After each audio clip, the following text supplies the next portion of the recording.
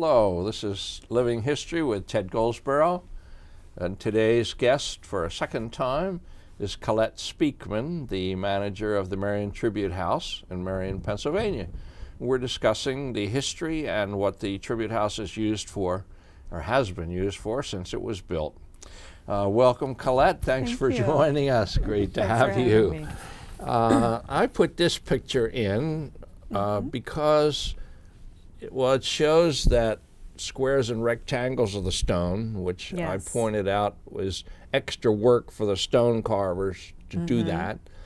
But I thought it was interesting that a leaded glass window was inserted in a wall next to a column, and you think, why didn't they just leave the window out? It's extra work to put the window in, but to me it adds beauty to it and functionality because it lights up that space. Sure, right at eye level. Is this the tower in the tower? Yeah, this is the memorial tower, and just shows the attention to detail that was given to the building at the time. And yes, some of the stone was cut so that the light could come through. There are lots of little windows and little details like that that not everybody does notice on their first visit. Kudos to you. And this column is the bottom of. Yes, the buttress. Yes, it goes up to the ceiling. Yes, to support the ceiling. Yeah, you need to support those pieces.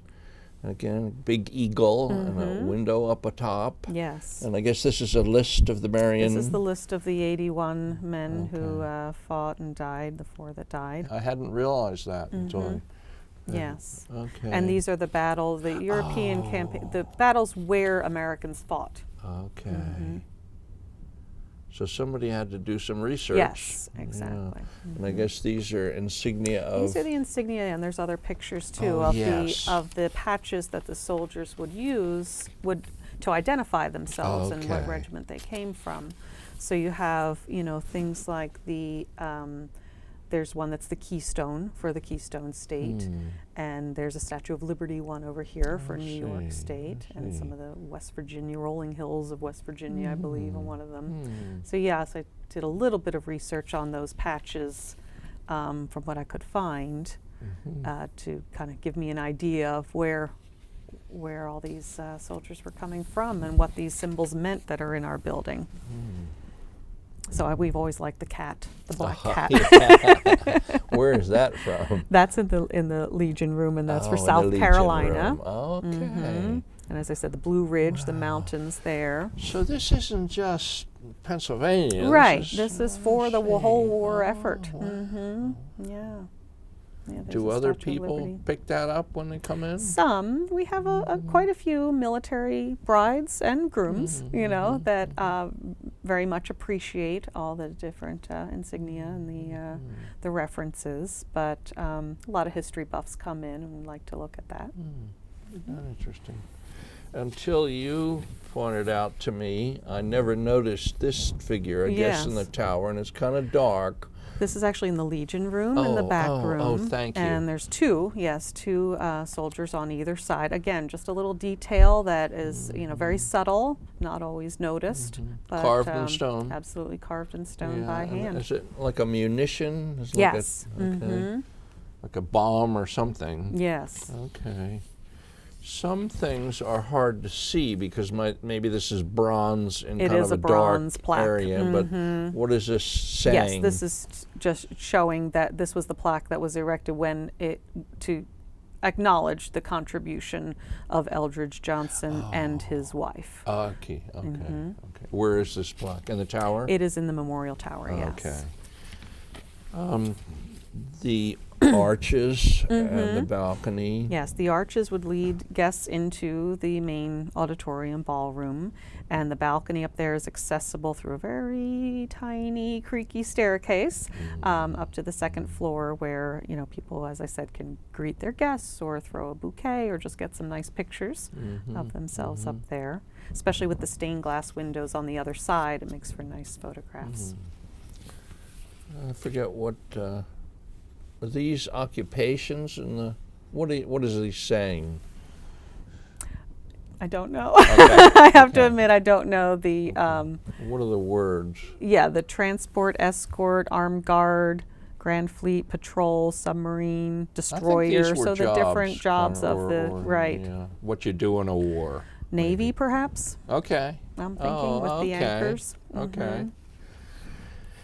We'll be mentioning in more detail a company called Yellen, but I assume this might be a Yellen. I would assume so as well, Okay. yes. And again, Yellen another and battle, Company. and there's offensive and defensive. And defensive, Okay. yes.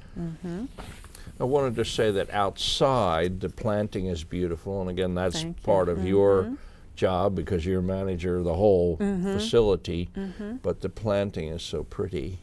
This behind here is the ballroom. Yes. And here's another picture of the ballroom.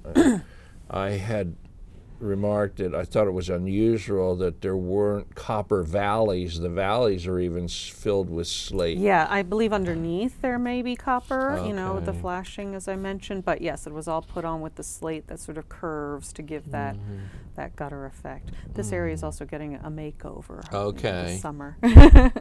This door leads to the ballroom. Right to the ballroom, both of these do. Oh, right. yes. And this ramp, which at present time I guess could be a handicap ramp, but it's Yes. pretty steep. Yes. Okay. In this image, Yes. well, there's a walkway, and there's, and I don't know whether it's right side up or upside down, but there's a cast iron door. And what was that used for? The coal chute. It was originally a coal burner to heat the building. Yeah. And how is it heated now? Now it is heated natural gas, Okay. but it is an old steam boiler. I mean, it's still one of these big behemoths, yes, Where in does the basement. where there are no radiators, are there? Well, they're hidden. Another kind of detail that you may not, you know, see at first sight, but like behind the sofas, for example, are some grates that hide the radiators. In the ballroom, there's some nicer grates that Under the hide- windows. Yes, exactly. Oh, isn't that interesting? I never Yeah. thought about it. All right, now we're going under an arch and into. Yeah, and into the ballroom. And again, here you've got some wooden carving for Army and Navy, I believe. Okay. I put in a picture, what I think you gave me, of what the Yes. ballroom might have looked like in the past. When it first was built, yes. All right. Yeah, these light fixtures kind of mimic the ones that are in the Legion room, so I believe these are the original fixtures. Must not have put out a whole lot of light. These sconces are identical to what's in the Legion room now. And as I said, it was intended as an auditorium, so they could get these rows of seats, and they claimed to get 375 people in there. There was a projector booth behind where this picture's being taken from, so a screen could come down from the stage and have movies. That was the start of all that era. And dancing lessons. In 1938, Lower Merion High School in Caridian, our yearbook, was a picture of dance class, and we can see those, I Yes, think the it's light the same fixtures light. and the sconces, correct. So in the old days, in the old days, one of the functions was to be a dance school. Sure, they've Okay. had many dance lessons, cotillion, you know, up Okay. until not that long ago, actually. see. All right. And then you allowed me to use this picture, which shows. Yes, this was a renovation done probably, I would say, in the 50s perhaps, with more of the brass chandeliers, new curtains, where, you know, they're trying to turn it more into a ballroom than an auditorium at this point in time. And then today, and you've got new.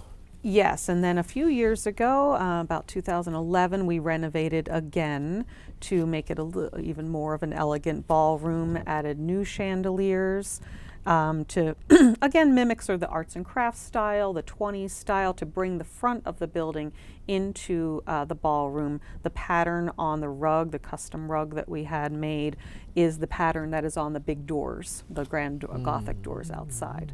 So it's all supposed to, you know, to keep it all flowing from the feel of the front of the rooms into the ballroom. Is there is a part where there might be a wooden dance floor? Or There is a wooden dance floor, yes. Okay. And the window treatments? Yes, those are all new. Okay. We still have a screen that comes down, so Oh, people all still right. do, you know, PowerPoints. productions. Yes, Yeah. PowerPoint now. Okay. I love this picture. It's of a wedding party, and is this in the lounge? This is in the lounge, yes. Okay. There's 2 fireplaces in the building, one in the lounge and one in the Legion Room. And this is taken right in front of the lounge fireplace, which is a little more ornate. As I said, that was more of the room used for teas and more of a feminine feel to that room. Could you tell me the name of the photographer of the studio? Bachrach. Bachrach, yeah. 1941. 41. Bachrach was quite a famous professional photographer. This is an older picture. Yes, this is an older picture of the lounge, again with more of the, and still you can see sort of the Art Deco or arts and crafts style to even this furniture that they used inside the lounge. There are pocket doors to close off the lounge from the Legion Room. The grandfather clock is still there, but the furniture has been updated a bit. And the wooden beams are still there. Wooden beams still there. You can even see where somebody chiseled by hand. Yes. We have about a minute left, so we have to watch our time. This might be a different, is this today? Yes, this is the lounge today. Oh, and there's the grandfather clock still there. Original sconces, but some of the furniture has been updated. Right. And another view of the lounge. Today, looking the other way. Yes, looking towards the hall and the terrace entrance. Now going into the Legion Room, I think there are 2 there. Yes, so yes, this was during World War II, the war effort there, training some nurses and things of that sort. We have to take a break. Okay. But thank you very much. This is Ted Goldsborough talking to Colette Speakman about the Merion Tribute House. This is Living History.